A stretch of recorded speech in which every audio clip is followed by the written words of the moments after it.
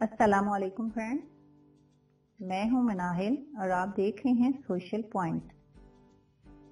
Friend, آج میں آپ کو سنگاپور کے بارے میں بتاؤں گی جو آپ پہلے نہیں جانتے ہوں گے۔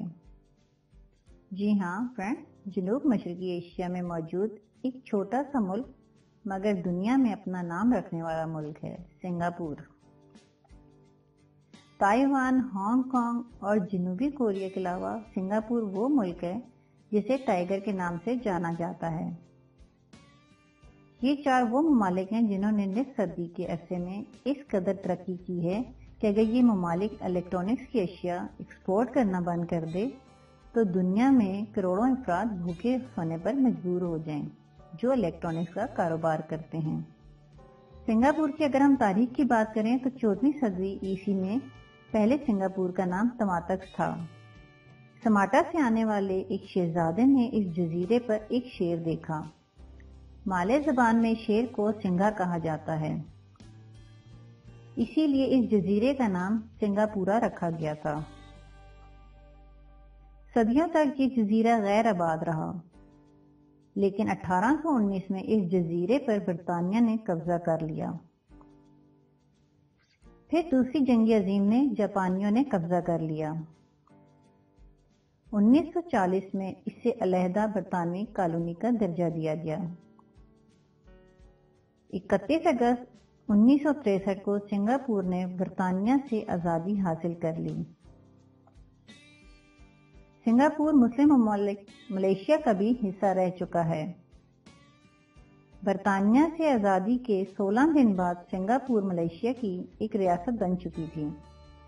ابھی ملیشیا سے الحاق سے 2 سال بھی نہیں گزرے تھے کہ 9 اگست 1965 کو ملیشیا نے سنگاپور کو ملیشیا سے الگ کرنے کا سوچا۔ شاید یہ بات آپ نہیں جانتے فرینڈز کہ سنگاپور ایسا ملک ہے جسے اس کی آزادی اس کی مرضی کے بغیر دی گئی تھی۔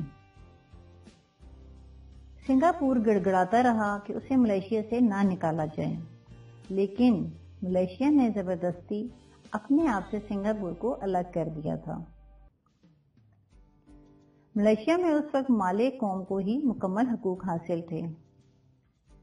مالے قوم کے علاوہ باقی لوگوں کو ضرورت زندگی کے بنیادی حقوق حاصل نہ تھے، جس میں تعلیم، صحت اور نوکریاں شامل تھیں۔ سنگاپور جب ملیشیا کی 14 ریاستوں میں شامل ہوا تو سنگاپور کی پیپل لبریشن پارٹی نے سیاست میں اپنے قدم 2 سال کے عرصے میں اچھی طرح سے جما لیے تھے۔ ملیشیا کے وزیر اعظم نے آنے والے وقتوں میں اقتدار اپنے ہاتھوں سے جاتے دیکھا تو 9 اگست 1965 میں سنگاپور کو ملیشیا سے نکالنے کے لیے پارلیمنٹ میں ووٹنگ شروع کر دی، جسے 0 کے مقابلے میں 126 ووٹ دے کر سنگاپور کی قسمت کا فیصلہ کر دیا گیا۔ جب سنگاپور کے پہلے وزیر اعظم لیک وائیونگ اپنی آزادی کا اعلان کر رہے تھے تو ان کی آنکھوں سے آنسو جاری تھے، جو اس بات کا ثبوت تھا کہ وہ اس آزادی سے خوش نہیں ہیں۔ پھر سنگاپور کی محنتی قوم نے اس کی تقدیر یوں بدلی کہ نصف صدی میں ہی سنگاپور سب سے زیادہ ترقی یافتہ شہروں میں شمار ہونے لگا۔ شروع میں سنگاپور کی آبادی اتنی زیادہ نہ تھی، پھر اس حکومت نے 2000 میں امیگریشن قوانین میں نرمی کی تو اس کی آبادی بڑھنے لگی۔ اب سنگاپور کی آبادی 56 لاکھ سے زیادہ ہے اور دنیا میں آبادی کے لحاظ سے 115ویں نمبر پر ہے۔ سنگاپور میں سب سے زیادہ تعداد چینی لوگوں کی ہے، جو سنگاپور کی آبادی کا 74% ہے۔ 14% کے قریب مالے قوم، 9% کے قریب تامل لوگوں کی ہے۔ یہ وہی لوگ ہیں جو انڈین ریاست تامل سے 100 سال پہلے کاروبار کی غرض سے سنگاپور آئے تھے اور پھر یہیں کے ہو کر رہ گئے، اور باقی 3% وہ لوگ ہیں جو مستقل رہائش پذیر ہیں۔ سنگاپور میں سب سے بڑی تعداد بدھ مت کے لوگوں کی ہے، جو آبادی کا 33.2% ہے۔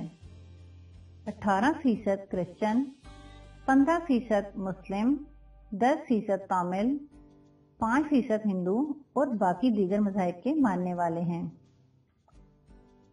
सिंगापुर के बारे में अगर दिलचस्प बात की जाए फ्रेंड्स, तो यहाँ की 90% लोग अपने ज़ाती घरों में रहते हैं। सिंगापुर की फीकस आमदनी हालिया अंदाजे के मुताबिक 57,000 अमेरिकी डॉलर के करीब पहुंच चुकी है। मोनाको की तरह सिंगापुर ऐसा मुल्क है जो खुद की मुल्क और खुद ही दारुल हुकूमत है। सिंगापुर का मुकम्मल नाम रिपब्लिक ऑफ सिंगापुर है। सिंगापुर में चीनी जुबान 51% बोली जाती है। दूसरे नंबर पर इंग्लिश है जो 32% अफराद बोलते हैं। 13% के करीब मलाई बोली जाती है। बाकी दीगर तामिल और गैर मज़ाहिब के लोग बोलते हैं। सिंगापुर में सैर करना काफ़ी महंगा होता है, ख़ास तौर पर आपका ताल्लुक अगर पाकिस्तान से है, क्योंकि करेंसी का फ़र्क है। वहाँ की करेंसी हमारी करेंसी के मुकाबले में बहुत ज़्यादा है, क्योंकि सिंगापुर का $1 पाकिस्तान का 78.24% के बराबर है। सिंगापुर वक्त के लिहाज से पाकिस्तान से 3 घंटे आगे है। सिंगापुर को आप करोड़पतियों का शहर भी कह सकते हैं। सिंगापुर में 10 में से 6 अफराद ऐसे हैं जिनके पास 10,000 अमेरिकी डॉलर मौजूद होते हैं। नवंबर, दिसंबर और जनवरी ऐसे महीने हैं फ्रेंड्स जिसमें हल्की फुल्की बारिशें लगी रहती हैं। सिंगापुर में कोका कोला वालों की हग में मशीनें लगी हुई हैं, जिसमें पैसे डालने के बाद दोनों हाथों से मशीन को हग करना पड़ता है, तभी कोल्ड ड्रिंक्स आपकी जुबान को तर करने के लिए मशीन से बाहर आती है।